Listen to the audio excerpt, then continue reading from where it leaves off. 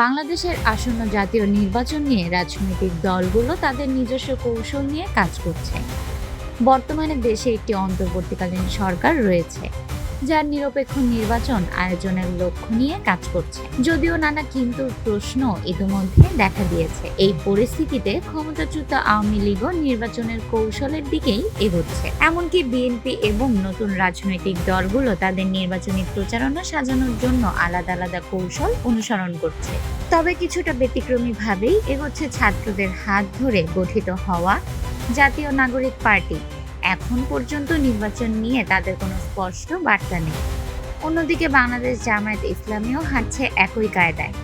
চলুন দেখে নেওয়া যাক কোন রাজনৈতিক দলগুলো নির্বাচন নিয়ে কোন কৌশলে হাঁটছেন। বাংলাদেশ জাতীয়তাবাদী দল বিএনপির কৌশল। জুলাই আগস্ট গণঅভ্যুত্থানের পর প্রয়োজনীয় সংস্কার শেষে যৌক্তিক সময়ের মধ্যে ত্রয়োদশ জাতীয় সংসদ নির্বাচনের দাবি জানিয়ে আসছে বিএনপি। একই দাবি যুগপৎ আন্দোলনের শরিক দলগুলোরও। এরপর নির্দিষ্ট করে চলতি বছরের জুনে না হলে ডিসেম্বরের মধ্যেই নির্বাচন অনুষ্ঠানের জোর দাবি জানায় বিএনপি। এই সময়ের মধ্যে নির্বাচন না দিলে মাঠে নামার ইঙ্গিত দিয়ে দলটির নেতারা বেশ গরম গরম বক্তব্য দিয়েছেন। সাম্প্রতিক সময়ে দেখা যাচ্ছে এ বিষয়ে বিএনপি ধীরে চলনীতিতে চলছে।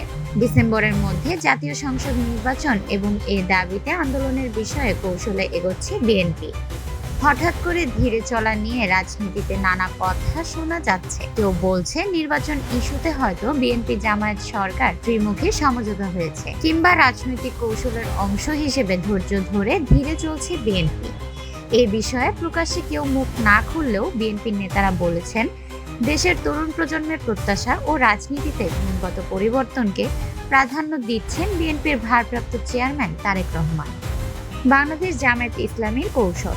নির্বাচনকে সামনে রেখে জামায়াত ইসলাম বিভিন্ন দলকে নিয়ে ঐক্য করার লক্ষ্যে কাজ শুরু করে মূলত 5 আগস্টের পর। বাংলাদেশ খেলাফত মজলিস, ইসলামী আন্দোলন বাংলাদেশ, জমিয়ত উলামায়ে ইসলাম সহ কওমি মাদ্রাসা কেন্দ্রিক বিভিন্ন দল আছে এই ঐক্য প্রক্রিয়ায়। তবে কাদের সঙ্গে জোটে যাচ্ছে জামায়াত সেটি এখনো প্রকাশ করছে না দলটি। নির্বাচন ঘনিয়ে আসলেই দেখা যেতে পারে শরিকদের। জামায়াত ইসলামীর আমির ডক্টর শফিকুর রহমান প্রায় সময় বলছেন, নির্বাচনের আগে সংস্কার প্রয়োজন এবং সংস্কারের জন্য তারা বর্তমান সরকারকেও সময় দেবেন। তাই নির্বাচন নিয়ে ধীর নীতি কৌশলেই এগোচ্ছে ইসলামিক এই দলটি। নতুন গঠিত হওয়া এনসিপির কৌশল। বর্তমানে রাজনৈতিক মাঠে প্রচলিত আছে যে ছাত্রদের হাতে গঠিত হওয়া দল বর্তমান অন্তর্বর্তীকালীন সরকারেরই একাংশ। যদিও বারবার এটি অস্বীকার করে আসছেন দলের নেতারা। নির্বাচনকে সামনে রেখে কোন পথে হাঁটছে এনসিপি বা জাতীয় নাগরিক পার্টি তা স্পষ্ট নয়। তবে নির্বাচনের জন্য তারা কোনো তাড়াহুড়া করছেন না। তারা বারবার ক্ষমতাচ্যুত আওয়ামী লীগের বিচারের দাবির কথা জানিয়ে আসছেন, যার অর্থই হলো নির্বাচনকে পেছানো। এমনকি সংস্কারের কথা বলেও জনগণকে নির্বাচন থেকে কিছুটা দূরে সরিয়ে রাখতে চাচ্ছে জুলাই আগস্ট আন্দোলনে নেতৃত্ব দানকারী এই দলটি। আওয়ামী লীগের কৌশল। উন্নয়ন ও জনগণের আস্থা। আওয়ামী লীগের নির্বাচনী কৌশল মূলত উন্নয়ন ভিত্তিক। সরকার ক্ষমতায় থাকা অবস্থায় তারা দেশের বড় বড় উন্নয়ন প্রকল্পের প্রচারে মনোনিবেশ করেছিল।